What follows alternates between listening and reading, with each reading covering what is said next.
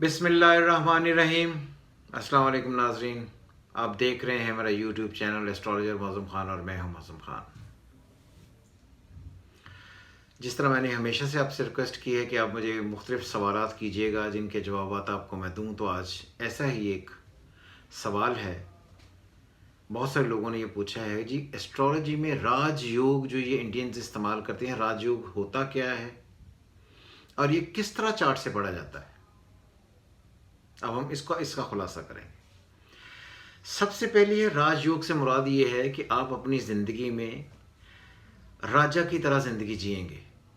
इसका कतई तौर पर यह मतलब नहीं है कि आप राजा बन जाएंगे या माशरती तौर पर आप किसी स्टेट के राजा हो जाएंगे। राजा से मुराद ये है कि एक ऐसा आदमी जो जिस माशरे में पैदा हुआ है, जिस घर में पैदा हुआ है, जो भी उसका स्टैंडर्ड ऑफ लिविंग है, उसके एतबार से वो इतनी तरक्कियाँ कर जाएगा कि उसे लगेगा कि मैं इस घर का राजा हूँ। जैसे मैं एक सिंपल दो मिसालें देना हूँ। जैसे अगर कोई आदमी पहले से बहुत ज़्यादा अमीर है बाय बर्थ, जैसे एक मैं मिसाल देने लूँगा, जैसे फ़र्ज़ कर लें कि जो हमारे उमरा हैं उनमें से किसी एक घर में कोई एक बच्चा पैदा होता है, लड़की पैदा होती है, तो उसके हाँ राजयोग बनेगा। ये क्या मुख्तलिफ है। और एक आम आदमी जो है बिल्कुल ऑर्डिनरी है, जिसकी लिविंग बड़ी टाइट है, उसके यहाँ बच्चा पैदा होता है तो उसके भी राजयोग बना हो। तो इन दोनों में फ़र्क क्या है। सबसे पहले ये फ़र्क समझने की कोशिश करें कि जब आप पैदा हुए थे तो राजा जो पहले से बहुत ज़्यादा अमीर है वो पहले से यहाँ पर खड़ा है, क्योंकि उसके पास पहले से दुनिया की सारी आसाइशें हैं। रुपया पैसा है, ज़मीन है, जायदाद है, ओहदा है, रुतबा मर्तबा, जिस ख़ानदान में वो पैदा हुआ। एक ऑर्डिनरी आदमी यहाँ पर पैदा होता है, जिसे हम कहते हैं कि ये लिविंग उसकी बड़ी डिफ़िकल्ट थी, एक ऑर्डिनरी फैमिली में पैदा हो। तो ये दोनों के जायचे में अगर एक ही दफ़ा या एक ही टाइम पर ये दोनों पैदा हुए हों, तो इन दोनों के हाउस में, हारोस्कोप में अगर राजयोग बने तो ये दोनों एक जैसी तरक्की करेंगे। जैसे फर्ज करेंगे ये वाला यहाँ से उठकर यहाँ आ जाएगा, यानी कि जिस घर में वो पैदा हुआ है, जिस सोसाइटी में पैदा हुआ है, जिस लोकेशन में पैदा हुआ है, जिस कम्युनिटी में पैदा हुआ है, जो उसके ख़ानदान की हैसियत से उसने वहाँ से राइज़ किया और ऊपर आ गया। और उसे ये लगने लगा कि मेरे, क्योंकि अहलो याल थे और ख़ानदान वाले थे, बड़े थे, उनके पास वो तमाम आसाइशें, रुपया पैसा, ज़मीन जायदाद, ओहदा रुतबा मर्तबा, प्रॉपर्टी, एसेट्स, व्हीकल्स नहीं थी, तो मैंने वो अचीव कर ली। अब जो यहाँ पैदा हुआ, जिसके पास ये सारी चीज़ें, ये यहाँ से राइज़ करेगा। तो जो यहाँ से राइज़ करके यहाँ पर पहुँच गया तो उसके स्टेटस में बहुत फ़र्क पड़ जाएगा। तो इसलिए जो राजयोग होता है, इसको समझने के लिए बहुत ज़रूरी है कि आपको ये समझना हो कि ये किस तरह काम करता है, किस तरह ये आपको ज़िंदगी में आकर आपको ज़िंदगी बढ़ाता है। जैसे फिर मैंने कहा कि जो आम लोग घरानों में, मिडिल क्लास में, सेल्फ मेड आदमी, उनके राजयोग बने तो उनके एतबार से वो एक एक्स्ट्रॉर्डनरी अचीवमेंट हो जाती है। और जो पहले से ही है तो उसकी एक्स्ट्रॉर्डनरी अचीवमेंट उससे बहुत कहीं ज़्यादा हो जाएगी। तो इसलिए राजयोग बेसिकली ये बताता है कि आप मुआशरे में जहाँ आप पैदा हुए वहाँ से आगे कितनी तरक्कियाँ करेंगे। क्लियर। दूसरी बात ये कि इसके 3-4 कॉन्सेप्ट्स हैं। कुछ लोग ये कहते हैं और इंडियंस आमतौर पर ये बताते हैं कि पहला, चौथा, सातवां, 10वां, इन घरों में अगर कोई सियारे आकर बैठे, तगड़े सियारे, जैसे जुपिटर के लिए मैं बताता हूँ सिंपल, एक हंस योग है जिसे लोग हमसा योग पढ़ते हैं। खैर, हंस सेगिटेरियस में जब जुपिटर हो और पहले, चौथे, सातवें, 10वें में हो तो ये हमसा योग है। हंस का जो हिंदी में या संस्कृत में जिसका वर्ड्स है, इसका मीनिंग जो है वो कहते हैं हंस, which is the bird of the haven. अगर आप देखें तो इसकी पीछे लॉजिक क्या है कि Aries, Taurus, Gemini, Cancer, Leo, Virgo, Libra, Scorpio, Sagittarius, 9th house.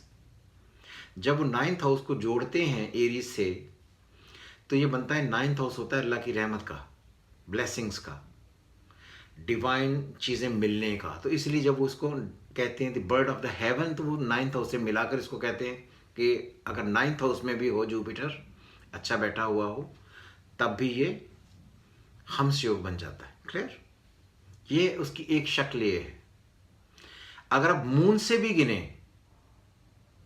और तब भी जुपिटर अगर चौथे, पहले, 7वें 10वें 9वें में बैठे तो ये भी राजयोग है।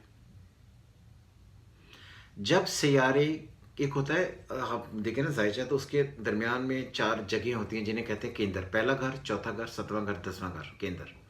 जब सियारा, बड़े सियारे अपने ही घरों में हो या अपने घर में हो तो ये राजयोग है। क्लियर? और त्रिकोण कहते हैं उन साइडों पे जो कोने हैं, जैसे 5वां 9वां, जायचे का पहला और 5वां 9वां, ये जो त्रिकोण में कंसिडर होते हैं, 5वां और 9वां स्पेशली। जब यही सियारे, यानी कि जैसे जुपिटर 5वें में 9वें में हो तो ये भी त्रिकोण में आ गया, तो ये भी राजयोग है। और एक और बड़ी इंटरेस्टिंग चीज है, अगर केंद्र के सियारे यानी पहला, चौथा, 7वां, 10वां, इसके सियारे परिवर्तन में आ जाएं और त्रिकोण के सियारों के साथ परिवर्तन में आ जाए, यानी कि ये चौथे का घर जो है लॉर्ड उठे और 5वें में आ जाए, 5वें का चौथे में आ जाए, चौथे का लॉर्ड उठे 5वें में आ जाए, 9वें में आ जाए, 9वें का लॉर्ड उठे चौथे में आ जाए। तो आप इसी तरह जब भी आप अपने केंद्र से, यानी कि पहला, चौथा, 10वां, इससे निकलकर आप दूसरे घरों में जाते हैं और उनके सारे परिवर्तन में आप में आ जाए, कन्वर्ट हो जाएं, जिसे कहते हैं एक्सचेंज ऑफ हाउसेस, तो इसको कहते हैं कि ये भी राजयोग है। तो इसलिए राजयोग पढ़ने के कई एक तरीके हैं। मैंने एक साहब की वीडियो सुनी, देखी, जो किताब में बार बार उठाकर ये बता रहे थे कि ये जो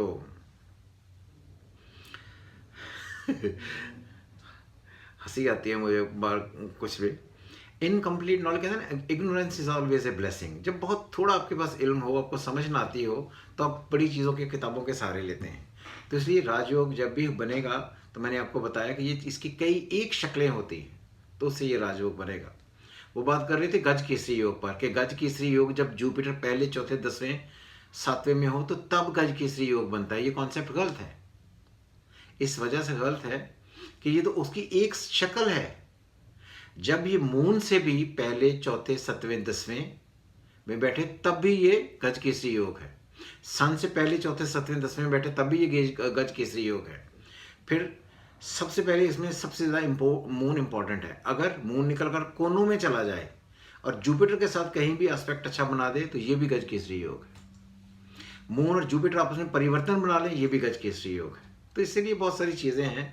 तो क्योंकि किताबें पढ़ने और प्रॉपर सीखने में बहुत ज़्यादा फ़र्क है, इसलिए जब आप चीज़ों को एक डिफरेंट एंगल से देखते हैं तो उसके डिफरेंट रिजल्ट्स निकलते हैं। एक एस्ट्रोलॉजी में बहुत सिंपल मिसाल ली जाती है कि जो हर वो सियारा जो अपना घर छोड़कर 5वें में चला जाए, पॉजिटिव। हर वो सियारा जो उठकर अपने घर से 6ठे, 8वें, 12वें में चला जाए, नेगेटिव। ये इनकम्प्लीट वर्जन है, क्योंकि इसको तो एक एस्ट्रोलॉजर है वो पूरे तरीके से पढ़ लेगा और पढ़ने के बाद आपको जवाब दे देगा कि असल में ये चीज़ें हैं क्या। लेकिन राजयोग का होना किसी भी एक जायचे में जिंदगी में हमेशा से अपने जहां पर वो पैदा हो उससे एक लेवल ऊपर आकर अच्छी जिंदगी गुजारने की इंडिकेशंस हैं। तो इसलिए मैं समझता हूँ कि आपको आज ये बात समझ आ गई होगी राजयोग बनता कैसे है। केंद्र में सियारे हूँ, पहला, चौथा, 7वां, 10वां, कोई प्लैनेट आकर अपने, बड़ा प्लैनेट आकर अपने घर में बैठ जाए, ये या राजयोग है।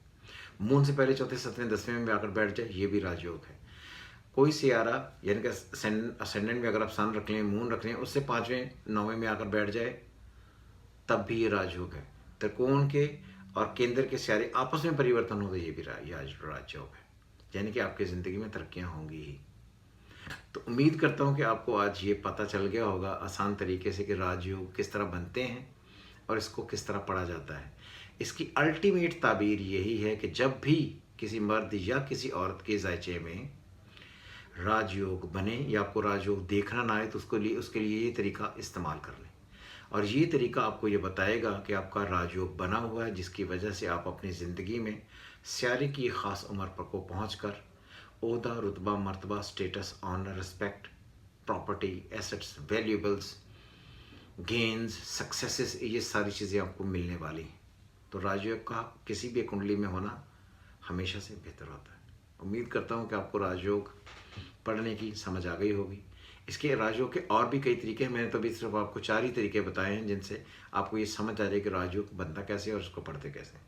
बाहर राजयोग हर हाल में अच्छा राजयोग है, और उन सियारों को जो एक दूसरे से एनिमी हैं, अगर उनके आपस में परिवर्तन बने तो फिर कमाली राजयोग बनता है और राजयोग ज़्यादा बेहतर हो जाता है। उम्मीद करता हूँ आपको ये वीडियो पसंद आई होगी।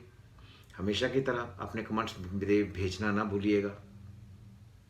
कोई और ऐसे सवालात जो आपको समझ नहीं आए एस्ट्रोलॉजी में, पामिस्ट्री में, आप हमसे पूछ सकते हैं। मैं उन सवालात का जवाब देने का पाबंद हूँ। हमेशा की तरह खुदा हाफिज़। पाकिस्तान जिंदाबाद।